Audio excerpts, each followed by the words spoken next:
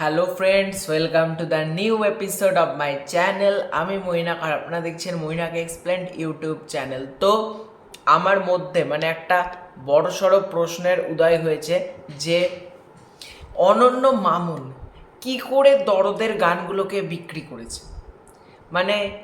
টি সিরিজকে কি বিক্রি করেছে নাকি টাইগার মিডিয়াকে বিক্রি করেছে। এবার তোমরা বলতে পারো, হ্যাঁ তুমি হঠাৎ এরকম কেন বলছো, গানগুলো তো টি সিরিজ থেকে এসছে।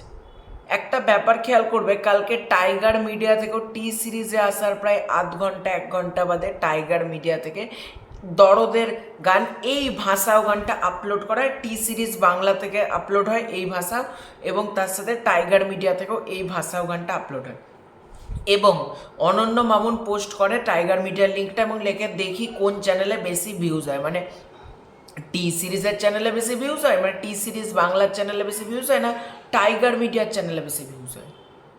তো লিটারালি আমি শকড। আমি টাইগার মিডিয়াতে আমার লিঙ্কটা ক্লিক করতে গেছি, টাইগার মিডিয়া হচ্ছে গানটা কোথায় গেল, হঠাৎ করে গানটা নাই নাই লাগছে, খুলে দেখছি টাইগার মিডিয়া থেকে গানটাকে অলরেডি কপিরাইট স্ট্রাইক ভেজা, কপিরাইট স্ট্রাইক দিয়ে দিয়েছে টি সিরিজ থেকে। তোমরা যদি গানের লিঙ্কটা আমি ডেসক্রিপশান বক্সে দিয়ে দিচ্ছি, তোমরা গানটাকে ক্লিক করবে, ক্লিক করলে তোমরা দেখতে পারবে টি সিরিজ থেকে টাইগার মিডিয়ার কাছে অলরেডি একটা কপিরাইট স্ট্রাইক পাঠানো হয়েছে। লেখা হয়েছে this content is T Series, copyrighted by T Series থেকে কপিরাইট স্ট্রাইক দেওয়া হয়েছে, স্পষ্ট লিখে দেওয়া হয়েছে পর্যন্ত। বুঝতে পারছো টি সিরিজ যে কি হলো এটা। টাইগার মিডিয়া তো অকারণে একটা বাঁশ খেয়ে গেল। আমি ঠিক বুঝতে পারলাম না, টাইগার মিডিয়া থেকে আপলোড করেছে, বাট হট করে টি সিরিজ থেকে এরকম একটা হঠাৎ উড়ে এসে একটা বাঁশ পড়ে গেল। আমার কঠিন লাগলো কিন্তু এই কেসটা।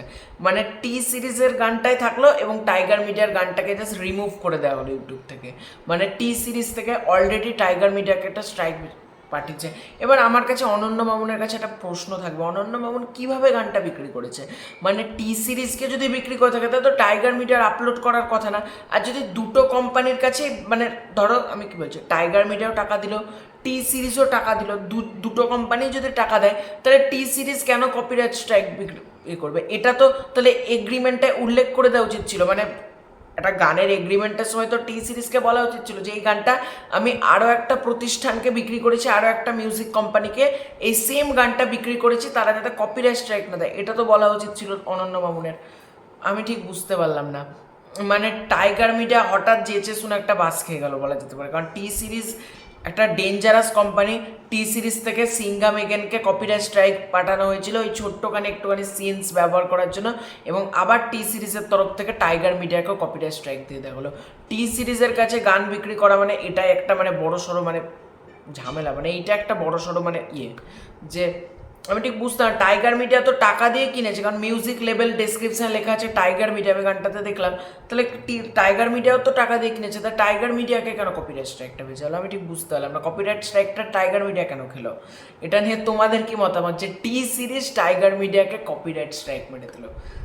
তোমাদের এটা নিয়ে কী মতামত ডেফিনেটলি কমেন্ট করে জানিও। এই ভিডিওটা ভালো হয় লাইক করতে পারো, শেয়ার করতে পারো, চ্যানেলে নতুন থাকলে চ্যানেলটা সাবস্ক্রাইব করে দিও।